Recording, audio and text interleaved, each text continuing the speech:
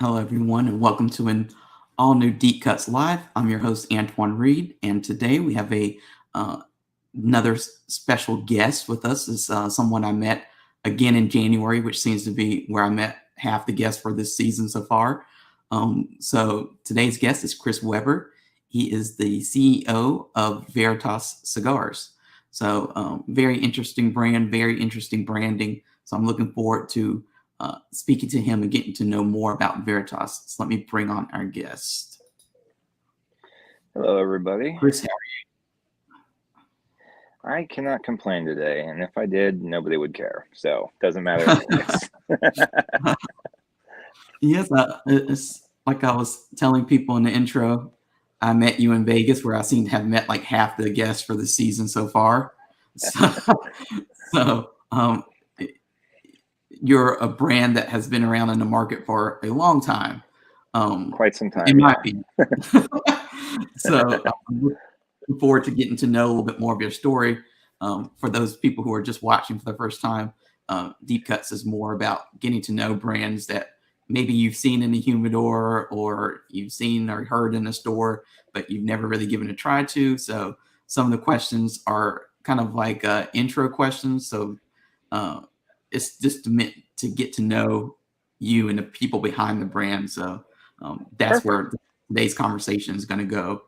And then next time we speak, it can go into a completely different area because we would have gotten all this intro stuff out of the way. So Works for me, man. Love it.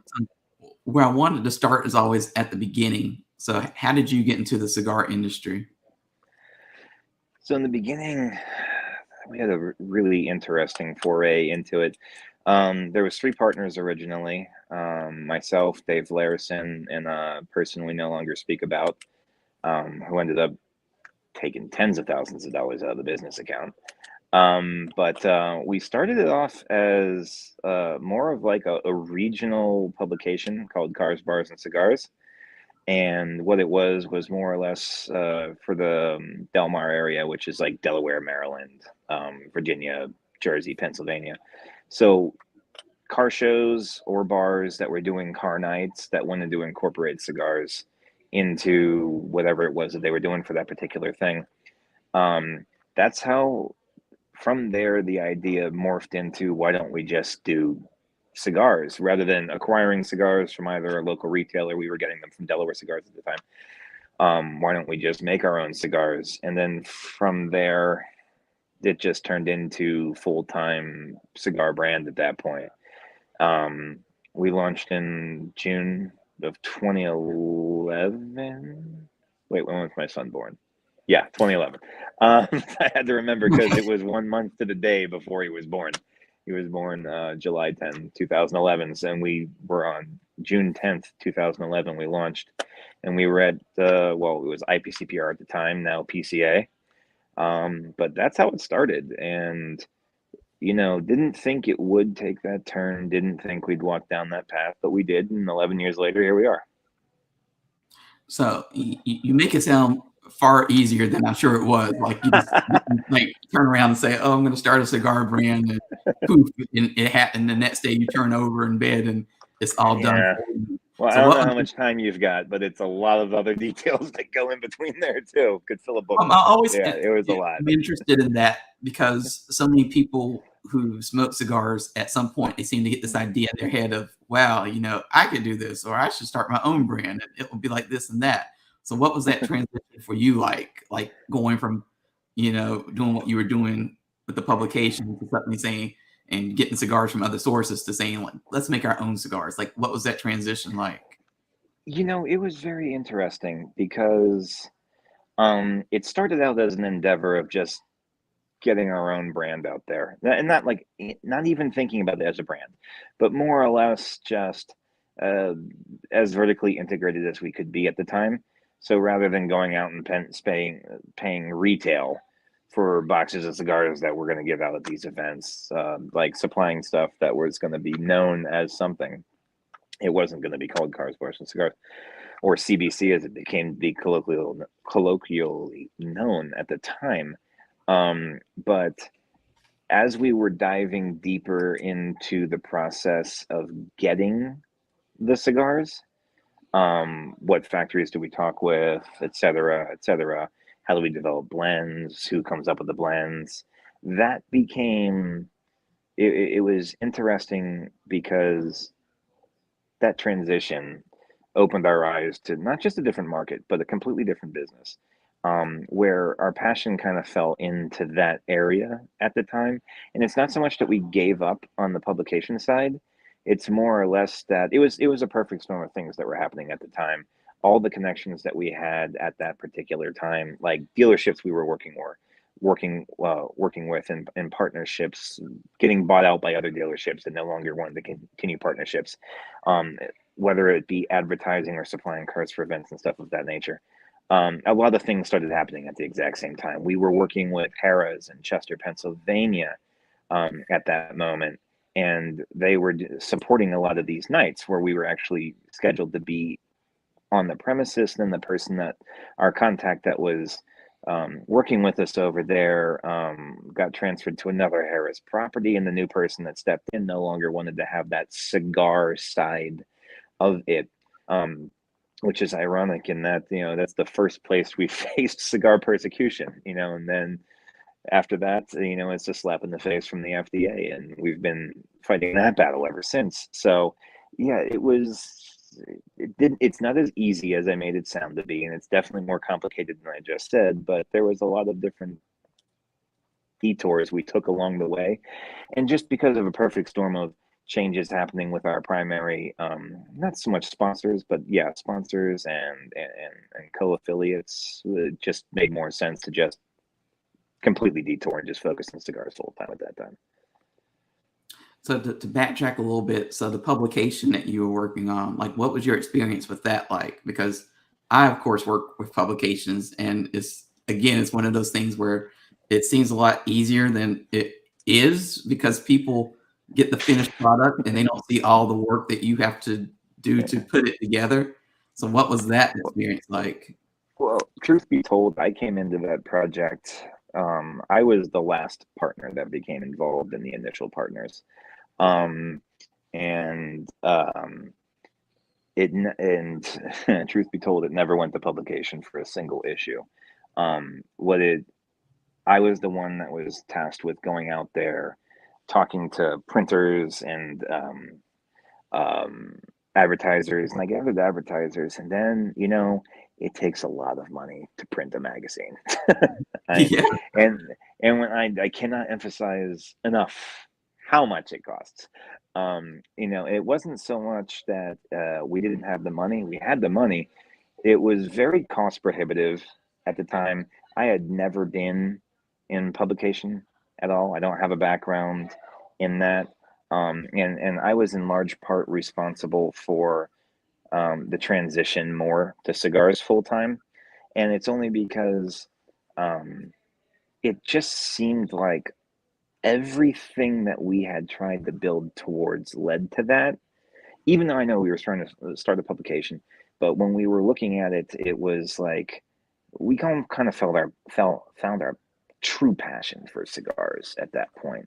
Publication, we would have continued with it, but again, everybody we dealt with that had committed to advertising or any sort of cooperative working experience has either been gone, dealerships bought out, other things. I mean, people come and go in marketing departments, so we could chase down new advertisers, or we could go with the thing that we were finding we were not just having success in, but we felt we needed to be there. And it's a weird explanation, and at times I'm at a loss for words because it's one of those situations in life where I can only say the only other experience I've had at that particular time was the birth of my son, where I just kind of felt complete. We felt complete in our business lives when we were working towards it. It just felt like we were gravitated towards that. So maybe it was fate, maybe it was a perfect storm of events that led us there. I don't know to this day, but I'm very happy with the decision that we made. So when you decided to start your own cigar brand, Hmm. what what was the first step that you had to deal with or that you had to take? Because I know some people start with figuring out the name of the company, and then some people Mm. figure out like how we're going to get this made first, and then let's worry about the name. So like, what was the first step that you had to take in that process? The funniest thing, the easiest part for us was the name. Veritas comes from my high school motto, Veritas Sine Tenore, which just means truth without fear. Um, that seemed like the easiest part for us. There's no right or wrong way to start a cigar company, as far as I'm concerned. There's no blueprint to step one, step two, step three, step four. Um, so however you get in it is up to yourself. But for us, it was name first. Then it came down to what kind of profiles did we want to have. All right. And then from there, we were sent blends from a factory. Admittedly, in the beginning, we never went down to it. We had not gone down to Nicaragua, spoken to very, very many factories. The third partner that did not complete his tenure with us chose a factory. I don't denigrate anybody, and the experience turned sour, so I won't give the name out. Mm. People that know us know it, but it's not too important to know who that first particular factory was. But that was the path that we chose. And as we kind of learned on the fly for some of it, and what we found throughout the process, because we had various degrees of skills to our background. I mean, I came from finance. Dave Larison, he was very high up with 7-Eleven, running all of their layouts within all of their stores, like why is Coke here, why is Entenmann's at the end of the aisle, et cetera, et cetera, et cetera. So we had various degrees of experience, and what we found out is that meant next to nothing entering into the tobacco industry. From a retail perspective, I'd say Dave had the most useful background web that we could pull from.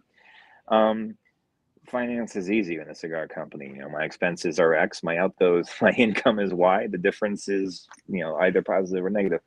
Um, but a lot of the stuff that we really fine tuned, we didn't really start finding somebody that could help us with that until about 2 years later in 2013, who we met at the IPCPR at what they called themselves at the time. And that man was Carlos Sanchez. And he is where we first started getting a lot of help in teaching us why blends work certain ways, about individual tobaccos, first starting rolling porritos and tasting individual tobaccos.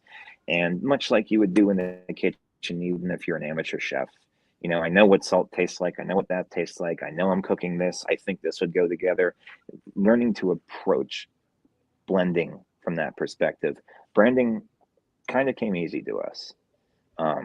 Not to toot our own horns. So for us, where we really had to fine tune and learn our skills was actually more on the tobacco side of things, on the packaging side of things. And Carlos taught us a lot. And we were very, very lucky. We didn't make expensive mistakes.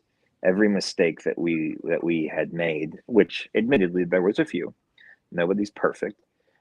We were very lucky in that we didn't lose a lot of money doing it. We were able to keep going and moving forward.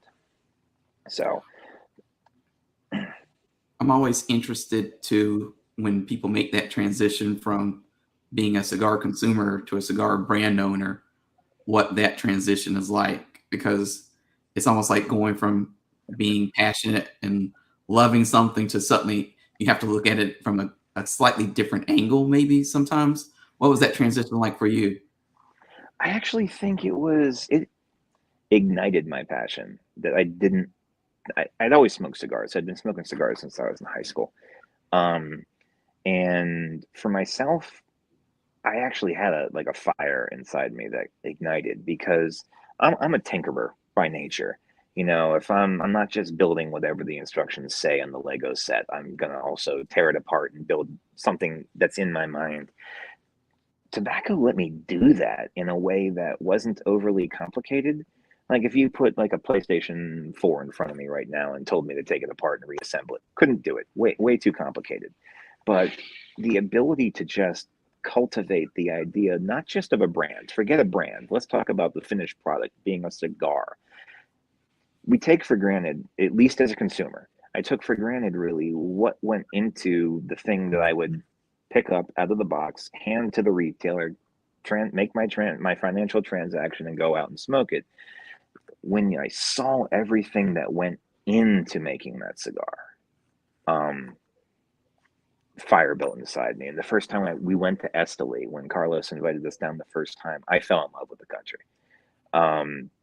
It was seeing from field to the galeras, from the galeras moving on into your warehouses, from the warehouses into the fermentation process, from the fermentation process onto the sorting areas, from the sorting areas being stored back into the warehouse, then being handed out back to the production people.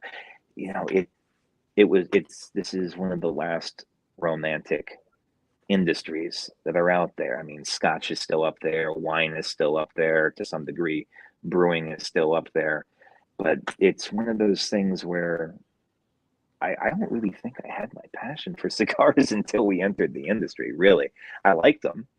They were something I did on a daily basis. I smoked cigars on a daily basis. I didn't really put much thought into why I liked what I liked until I started working on developing things. And that's when I started, the brain kicked in. I was thinking about it at a level that was light years ahead of how I was thinking about it beforehand. So our passion really came from entering the industry. We didn't think it would be that way. We already thought we were passionate. What we found out was not nearly as passionate as we were going to be. And it also sounds like when you saw the process behind bringing what it takes to bring one cigar to the market and all how it's made and stuff, that made you appreciate it a little bit more as well. A lot more. I mean, for people that haven't been able to take any of the cigar tours, I would, if you're passionate about cigars the way that I am, I would do it. Take the chance, spend a few dollars and go down on one that maybe Drew Estate Cigar Safari, or Oveja Negra does a great tour as well. Lots of factories do it their own way. Plasencia puts on a great tour. When you see that, it kind of ignites that fire inside of you that you didn't know was missing at that point. I've never worked in an industry before. I mean, I worked in finance and industrial supply as well, and I come from a very, very varied background. I didn't really. So I started doing this, and I realized I can actually love what I do. And for me, where I actually find that I fit in best to the process is now that we have our own factory, I find I fit best into the background. Rather than being the forward face of our particular our brand, our company. And I like working with our blenders, coming up with probably we have more blends in our blend book than we'll probably ever release. But the process of being able to discover new and exciting things, and the things that probably the blends that excite us most, we'll find a way to get it to market. But that's where, and I never thought going into this that I would find that I would fit in more back end. It's not that I wanted to be the face of the company. It's just that I kind of fell into that role. And where I found my true passion was back end. I absolutely love it.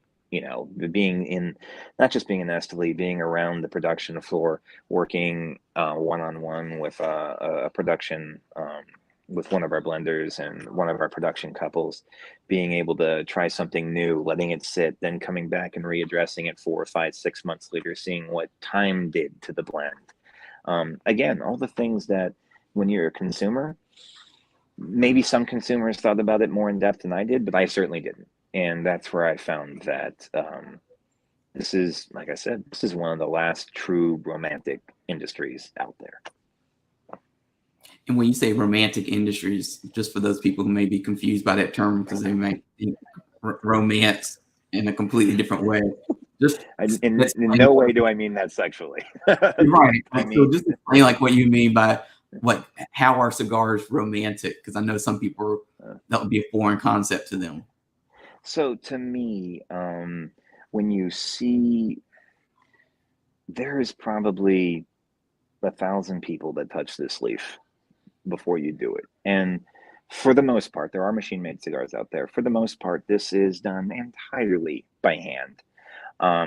When I say romantic, I mean more dating back to the origins of the Romance languages. Everything is born out of Latin, and you have French and you have Spanish and you have Italian. And it's not that those particular languages mean anything sensual, sexual, loving, or anything like that. It's just where, for me, the romance is in the beauty. The beauty is that this is an industry where literally anybody, whether you're starting with $10 million or $10,000, you have the ability to enter this. And it's generally speaking, most everybody actually has a passion for what they do. All right. You know, you don't enter this industry without a passion in it. It's a hard industry to be in, it's a competitive industry to be in. It doesn't necessarily mean you're not going to be successful in your own way. But to me, when I say romantic, I mean that turning that passion into something from the conception of an idea, whether it be a blend or whether it be a brand, and then bringing that to market. Very rarely can you do that. I mean, most of the things we buy as consumers are already preconceived by something, whether it's Lego, whether it's Microsoft, it could be Apple, it could be Samsung, whatever. You know, we're consumers. This, to me, there's nothing romantic about designing a cell phone. You know, it's just another piece of machinery at that point. This is something that's cultivated by hand. To me, that's what I mean by my romance. This is more than one person at each individual level putting a certain degree of expertise, a lot of blood, a lot of sweat, a lot of tears. You know, that's what I mean by all that. Putting all this stuff together. It's something that, for me, it's a little bit difficult to describe, but I know it when I see it. So it's everybody working collectively together to bring something together. And in some cases, it's, you know, aspects of our business that we're not even directly involved in, like farms that we purchase tobacco from and factories that make our boxes and things of that nature. That's what I mean by that. So, what was the first Veritas cigar that you all worked on, and what was the process like bringing that cigar from concept to market? So the very first stuff dating back to 2011 was the Aroma, the Dea. We were on a very Latin kick back then. So Dea is like Latin for goddess. And we had this, you know, far out there idea of like the goddess of field, the goddess of agriculture, Ceres, which would be specifically the Roman goddess, not the Greek goddess. And then we had the MMXI, which was a Maduro, and then we had the TRI. And that was the 4 cigars that we came out with at first, various different sizes. Everything had a Toro, everything had a Robusto, everything had a 660. The Connecticut had a Solomone, and everything had a Torpedo. And those were the first 4 brands. Again, I'm not proud of the origins of how things came together. Looking back on it, it seemed rushed. And thank God we were able to succeed to some degree at that particular time. No, we're at the level that we're at now. But those were the first. After that, when we met Carlos Sanchez at the Orlando IPCPR, went into his booth and kind of told him, you know, not things that we were unhappy with, but things that we thought we wanted to be able to do better. And he brought a lot of ideas to the table, invited us down to Esteli, invited us to stay into his house. 2 weeks later, we were down there. And his factory, Takasa, had been in business for decades in Esteli at that point. And he said, even if you guys don't end up using my factory for production, I'll at least teach you enough so that you guys can be a little dangerous. And ended up liking the process so much. We're very happy with the things that we came up with together. We dropped those 4 previous brands. We knew we would come back to them, but we figure, okay, we're going to make a change. Let's do a fresh change. We started with Torch, and Torch came out in 3 blends, which was Connecticut Habano Maduro. From there came the 412, then the Veritas Maduro, and finally the 3 blends, which we have on the market today. Those are the core line of what we have on the market today. Now, do you make blends based on your palate, or do you make them based on what you think the market is looking for? Because I know that different people have different approaches to that. So, like I said, we made a few mistakes along the way. Yeah, we first blended to our palate. um, which, I have a more aggressive palate. They've had not so much a mild palate, but definitely not the same palate as me. So, for instance, I like full body, full spice. I do, and I like a lot of pepper. So, if I was going to pick a cigar, not ours, that I would go to regularly, Flying Feral Pig would be that cigar out of Drew Estate. That's kind of where I'm at. So that was the concept behind the initial 412, was to come out with something that was full in body, but also full in flavor, that had spice. Um, and I think we accomplished that. And then, um, yeah, then we kind of just realized it can't always be about what we like, because you got to look at the market as a whole. And I represent one person out of God knows how many. So, we started looking at what was the feedback of what is maybe trending, and we started out with trends, following what that trend was. So there was a broadleaf trend, and then there was a trend going back to Connecticut's, and then everybody's gonna make a 660, and then from there we really started getting into our wheelhouse of developing something that wasn't just liked by us, because no company should make something that they don't themselves like, but understanding that it was coming, we were trying to hit the market. We were trying to appease the market, and have something that others would enjoy. And when we started looking at it that way, we started to take off. So, what would you say was the biggest challenge, as you kind of mentioned, going through some of these growing pains, or, you put out a product and maybe it wasn't, it didn't land as you hoped it would. So what were some of the challenges that you kind of faced early on in your company? And how did you get over those challenges? So I'd say one of the first challenges early on was finding where we thought we fit into the industry. Where do we fit into the market? It's one of the things that a lot of companies don't really look at that.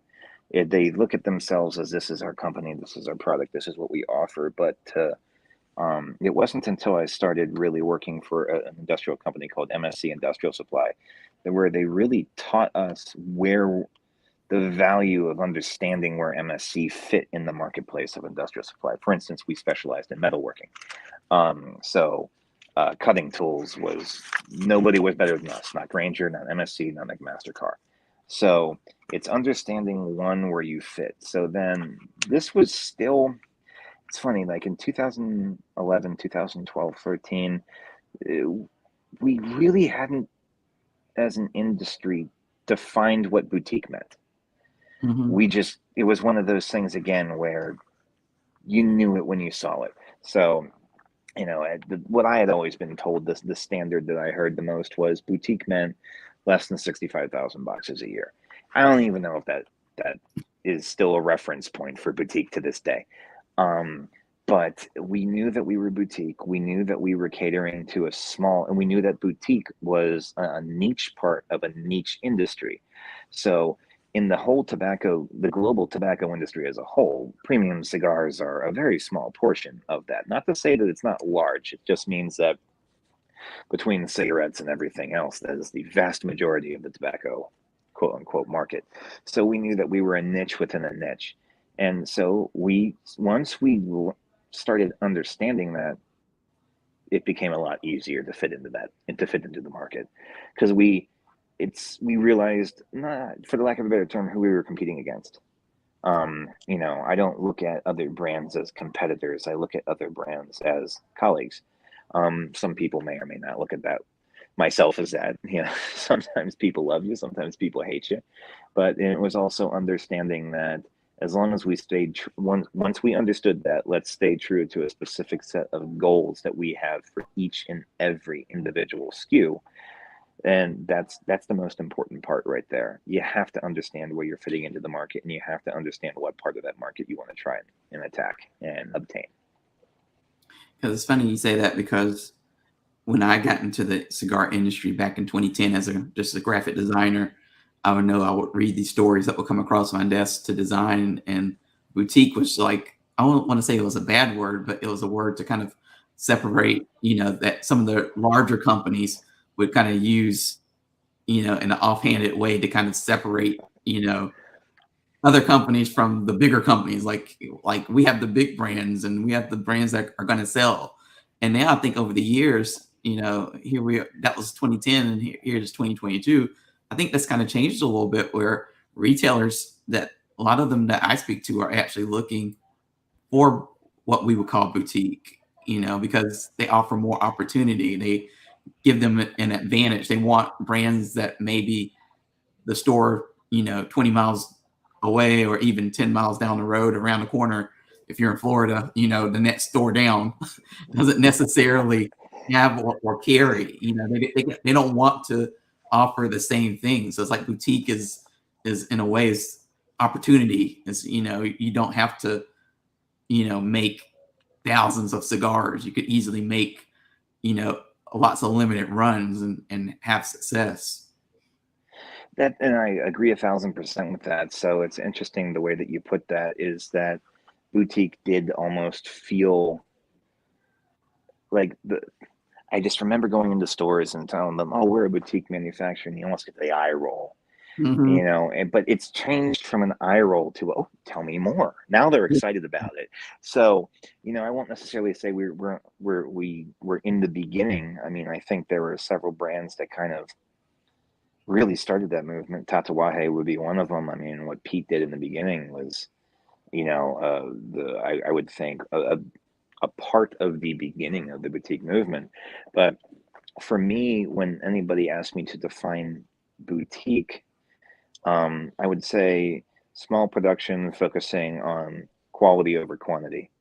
It's the simplest definition that I can make. It's not to say that the larger guys don't specialize on quality over quantity, but we're it's like the craft brewery movement. We're using better ingredients. We're ensuring that the longevity of our supply chain for ingredients, in this particular case, materials, tobacco. Um, and from there, you're just getting something that's just, let's say, richer, more depth, more complexity behind it. I mean, when you're big, it's hard to keep that up. Yeah, it's just a fact of life.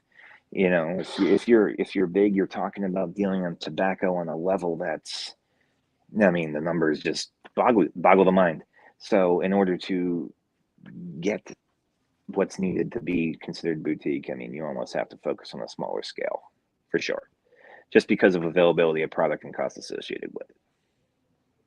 Now I know you at some point decided to start your own factory, which I'm sure Hmm. gave an advantage that you realized that you probably had hoped maybe early on that you were able to do it a lot earlier. So just talk about that decision to open a factory, because again, that's a whole different side of the cigar industry. Now you're going from being a brand owner to also being, a factory operator, which is different. Yeah. So when I first went down to Esteli, when Carlos invited us, it wasn't until I got there, Dave and I both got there, where within the first 48 hours, I said, "Dave, we have to do this." He's like, "What are you talking about?" I'm like, "We have to we have to open up a factory eventually." I'm not saying tomorrow. I'm not saying next year. Mhm. I remember the conversation very vividly. Dave's a very, we'll call it fiscally conservative, and I don't use that term in a negative way, but Right. where I'm an idea guy that has a lot of and the ability to plan out an idea, he's the guy saying, "How are we going to pay for it? Where's the money going to come from? All right, let's pull the money out of savings, but what's our plan? A, B, C, one, two, three." Um, so it was very easy to have the idea, and it didn't happen until 2018 where we really first started that. So obviously it didn't happen until several years later. Um, and from that, it, for me, again, this just comes back from my MSc days, because MSc really touted in the training the importance of not just supply chain management, but vertical integration. So the best companies out there are as vertically integrated as possible. For cigars, that means At the time, it wasn't even the conception, but to be a completely vertically integrated cigar company, you'd have to have fields, grow your own tobacco, have a box factory, make your own boxes, import all your own hinges for said boxes, paint, screen printing, the whole 9 yards, and then making cigars. So for us, it just came down to what we noticed in cigar factories that we worked with. And when we left Tacasa and went to work with Oveja Negra for that year, it was really eye-opening to see not just everything that we learned from Carlos, but seeing how another factory that was also equally successful in their own way at that point, that how they operated, why they did things the way that they did, and learned a lot from them, and have a lot of respect for James and Angela, what they're doing even to this day. And even in this cigar bar that we have, that we're opening out in Hawaii, we're a customer till the end. I mean, again, they blend to our profile, but what we learned over there was how you could take the same types of tobacco and how you can have a more aggressive profile that goes behind it. For instance, when we were talking about doing 412, James had a very unique way of approaching, in his mind, what he thought should be done to take 412 to the next level his way. And I won't go into that because it's not my place to speak for him. Right. But everybody does it their own way. And so what we wanted to do with opening up the factory was develop our way, taking everything that we learned. And I've said this before, and I'll continue saying it. Every single time we worked with another production facility, I went in there with my mind as a sponge, trying to soak up as much information as I could, learning as much as I could. And I know that I don't know everything, and I'm never going to know everything. And I don't even tell you that I know the most, but of what we learned, we had a very good idea of where we wanted to get. The next part of it was the excitement of going out and finding suppliers, finding the tobaccos we want to work with, and then that was the other part of wanting to do the factory. So when working with another person's production facility, you work into their time frame. So you might have an idea now, it might be fresh in your mind, and at least with me, sometimes I forget or I don't remember the entire thing. So it's the inability to be working now that, for myself personally, inhibits creativity. So the other part of it is being able to say, all right, let's yank in, YouTube, Francisco, come over here. Let's sit down. Here's what I'm trying to accomplish. Let's go back into the warehouse. Let's pull the tobaccos out. I want to see what happens if we do XYZ. It's the ultimate experimental process at that point, because whenever I would work with different factories, I'd always go down to that factory and spend some time there. I didn't want to feel like I was really wasting their time through my own process of experimentation. And every single person that we worked with more than allowed us to be able to do that, but be able to do it in our way, being able to choose the suppliers, being able to adapt, pivot on the fly. For instance, if we wanted to come out with when we came out with our 10-year anniversary blend, which is yet to be released because we're letting it sit and age properly right now. But when we came out with Faded, it was the ability to have this idea on our time frame, on our timetable, without the pressure. And when we wanted to start production, we could. I'm very respectful of a business, and I tell this to our factory customers all the time. It's like, okay, you want to place an order, I'm going to let you know where you fit into the production schedule, but it's not going to start tomorrow. So, and it's just the reality of life. Unless you can control that process, you can't control the rollout. So you're beholden to another factory's busy schedule, and if they're busy and you place an order in March, they might not start working on it until, say, May, which pushes you back until August, September.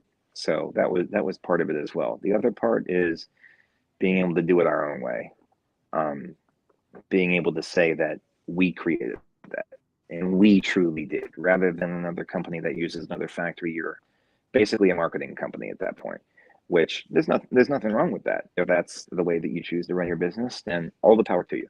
There's no right or wrong way to be in this business. For me, I wanted to be a creator, and this is our way of being able to do that. So you just mentioned Faded, but I know that that's a big release that you all have been really focusing on.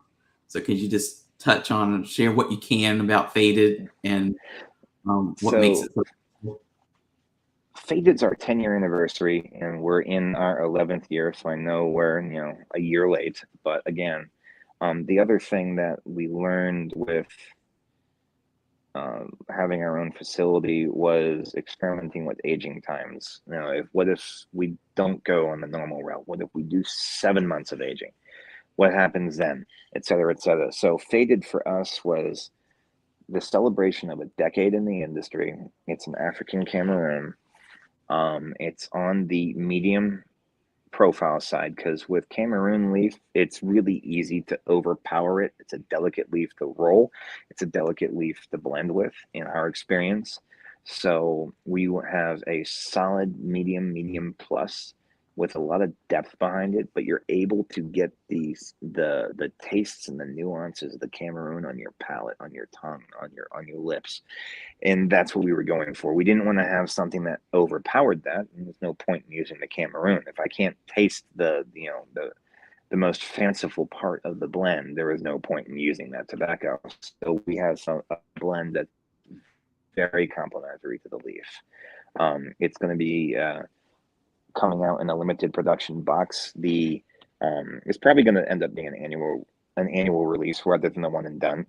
Jesse Flores did all of the artwork for the box and for the ring.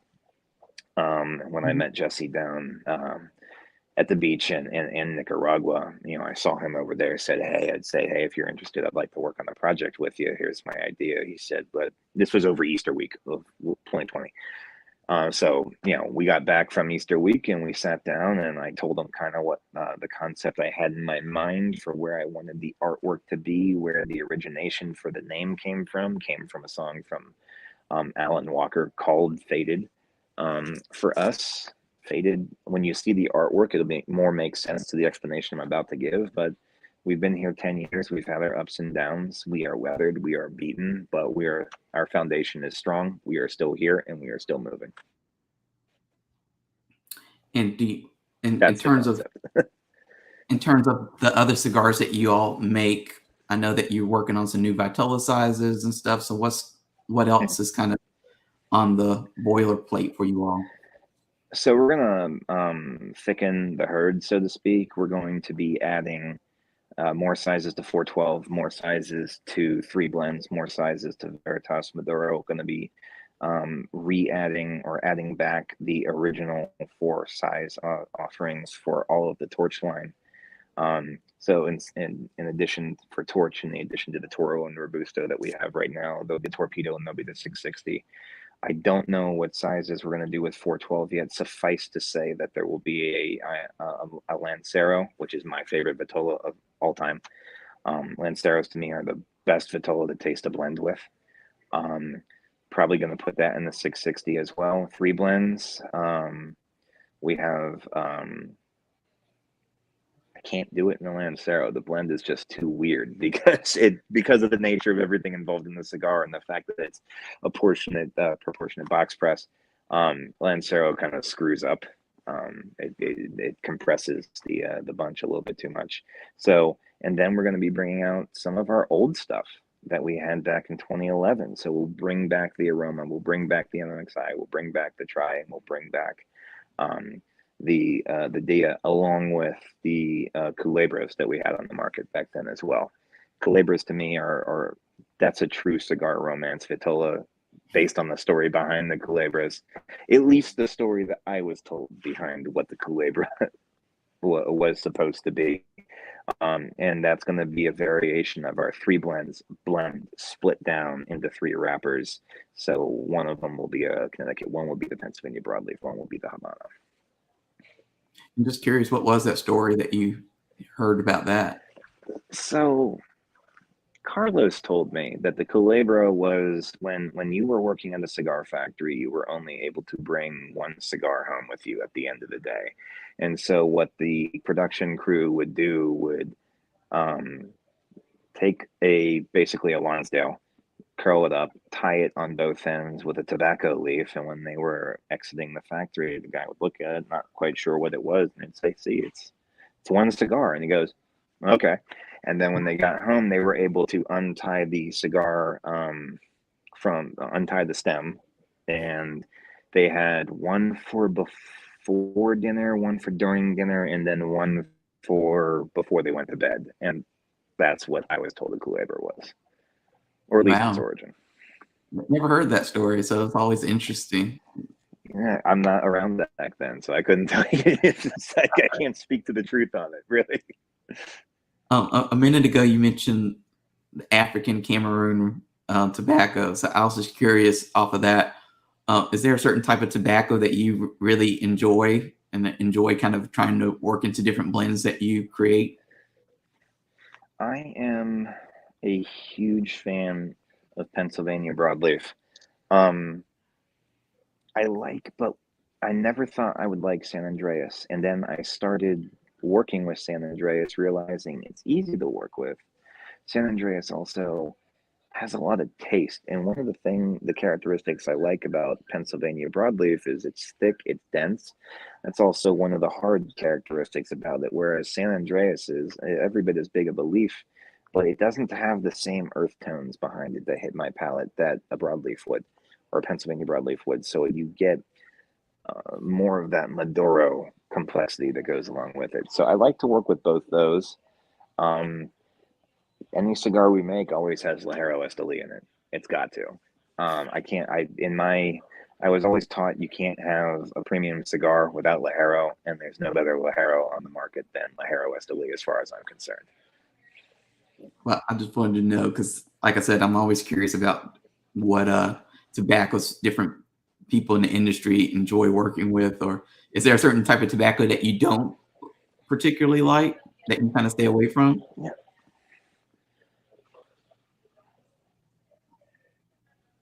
No, pretty much open to everything. I mean, we've even worked with Candela, um, which for me was difficult to get around, but luckily we have very experienced blenders at our factory. So we have two blenders at our factory, both of which are experienced in working with that. We're open to anything. We have come across some stuff we've used. I'm not a big fan of Dominican tobacco personally.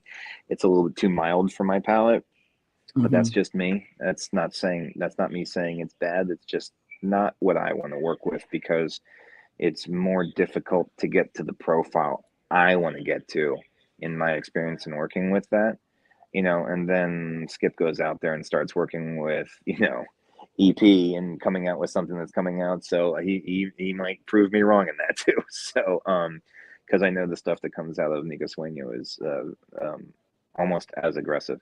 So, there's nothing that we don't really work with, but for us, we're more transitioning into using Aganorsa fillers, Criollo 98, Corojo 99, 2012 when it's available. Only for us because it's easy to use because I know that to me, Aganorsa is the gold standard for tobacco growth, curing, and fermentation. Um, that and Placencia. So I don't have to worry about them making mistakes because they're beyond the point of making mistakes with that. And I know that if it comes out of Tabs's warehouse, it's going to be excellent. So from a filler perspective, we're transitioning over to complete Aganorsa filler, um, and then a little bit of filler from ASP as well. So those are the suppliers we stick with. For wrapper, we're varied. We buy from a few places. Um, but as far as varietals, I'm open to anything. I'll try anything once. In terms of when you kind of look ahead for, almost like that high school question of where do you see yourself in a year from now? Where do you see yourself 5 years from now? Where do you see Veritas in a short time frame, so a year from now, and then in a longer time frame, like 5 or even 10 years from now? 10 years from now, I hope my son's wants to be involved in the industry. He'll definitely be old enough to legally be involved in the industry at that point. He'll be over 18, over 21. Um, so we're going to start experimenting with tobacco growth ourselves. To Like I said, I'm a fan of vertical integration, but the thing I like about growth on tobacco is that it's something new to experiment in.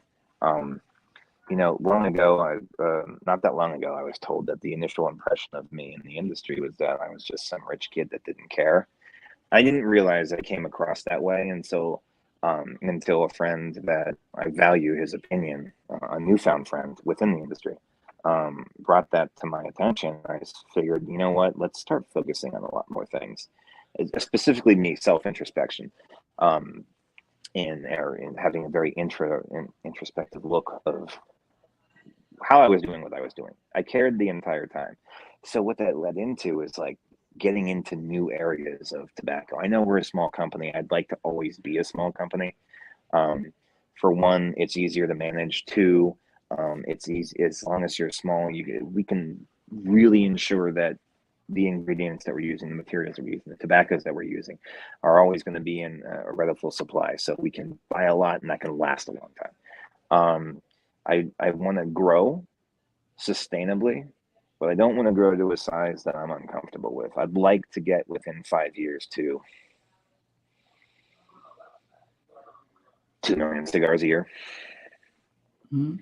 And I don't necessarily mean just in the Veritas line from the factory level. That would be 2 million cigars a year that we're producing for ourselves and other people, because we put the same passion into what we do for others as we do for ourselves. I treat it the exact same way. If I'm unable to get to your order quickly, I'm very upfront with you and saying, I can't get it now. You might want to look somewhere else. People have waited, so that's good.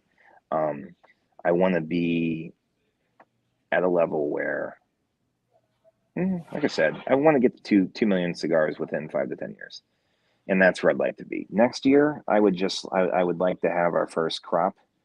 Um, yeah, picked, cured, fermented. Try to see what we can do with that, and along the way, try to experiment with different seed varietals as well, to try and maybe even get into hybrid blends for tobacco. If we have a few contacts we've started talking with about genetically modifying seeds to come up with hybrid varietals, that interests me. And it may be a pipe dream. It may even be completely impossible, and I might be the wrong person to do it, but we're certainly going to try. At this point in the show, I like to kind of flip it a little bit and change it into like a little bit of an advice column type thing where you're going to offer people advice based on your opinions and experiences. So there's usually two questions that I end with. So the first question is, what is your why? So what motivates you? What drives you to do what you do? Well, in life, everything I do for my son, Seamus, he's the only thing in the world that matters the most, that matters to me, really, above and beyond myself. Why do I do this? I hope that one day he can share the same passion with me, and hopefully work side by side. That's my ultimate goal. If he doesn't want to do that, if he wants to be a doctor or anything else, I'll support him in whatever he wants. But I would hope that at least, even if he does choose those paths, that why we can at least enjoy what I create at that point together. Well, and the second question is, somebody comes to you and they say, Chris, I want to start a business of my own. It may not necessarily be a cigar business or related to tobacco at all, but they have an idea. They want to go out and start their own business. What advice do you give that person to help them Um, get first, First thing I would say is if you don't know how to do it, find somebody that does, and that is write a business plan for yourself. Because a business plan is a blueprint. It's a map. It tells you where I'm going to be here now and where I want to be. Without that business plan, you're kind of throwing shit at the wall in hopes that it sticks, and that's not the smartest way to spend your money on a business. But I would map out your goals, and then once you've mapped out your goals, figure out how you're going to try to achieve them. I mean, we started this business, and we didn't really have a plan, and that wasn't. It was more or less because of the third person that was involved in the very beginning. But once Dave and I sat down and we developed a business plan, okay, it's like, okay, this is the next step we have to do. How do we get there? Okay, after that, where do we need to go from there? And how do we get from A to B at that point? And then how do we get from B to C? Um, and that's the most important thing I could tell you, is that way you're not going to be chasing good money with bad money. that eliminates waste, but it also helps you focus. And I can't tell you how many times, even to this day, at the end of every year, I write a brand new business plan for what I want to do for this year. What are my goals? What do I have to do to get to them? What are stretch goals? What are achievable goals? What are mid-level goals? That's the most important thing, is to truly map yourself out. And I'm not saying put pen to paper on one page. The business plan we write on an annual basis is about 16 to 18 pages long. And it Wow. keeps me focused. And that way we know, okay, we want to do this. And it keeps you from saying, oh, this isn't my idea. Let's do this. Do we have the money to do this right now? It keeps yourself balanced and keeps yourself level. So going off of that, what's your definition of success? Like, how do you measure Yeah. these goals that you create for yourself? It would be easy to say you could measure it by financially.